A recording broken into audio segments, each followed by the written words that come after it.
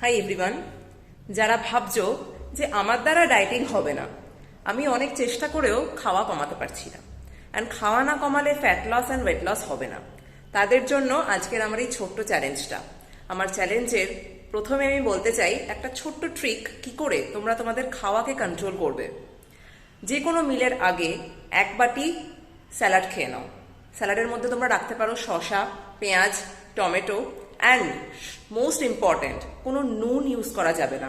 কাঁচা নুন যারা ওয়েট লস করতে চাও সেটার ক্ষেত্রে বিশেষ সমান, কারণ কাঁচা নুন তোমাদের বডির ওয়াটার ওয়েটটাকে বাড়িয়ে দেয়।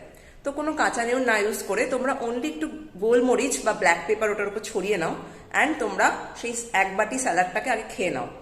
এক বাটি স্যালাড খেলে তোমাদের যে স্টমাকটা সেটা অনেকটা ফিল হয়ে যায়, অ্যান্ড তারপর যেটুকু খিদে থাকবে সেখানে তোমরা তোমাদের মিলকে কার্ব, প্রোটিন, ফাইবার এবং অল্প একটু ফ্যাট দিয়ে তোমরা সেটাকে ফিল আপ করে নাও।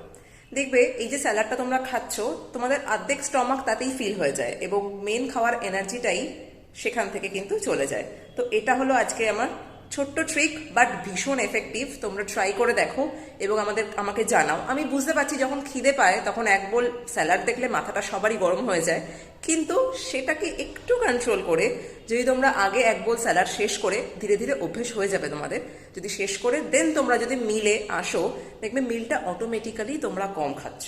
তো আজকের টিপসটা আমার এইটুকুই, খাবারের আগে অবশ্যই স্যালাড খাবে, নুন ছাড়া, অনলি একটু হালকা গোলমরিচ ছিটিয়ে স্যালাড তোমরা খেয়ে নেবে। চলো দেখা হচ্ছে নেক্সট চ্যালেঞ্জে।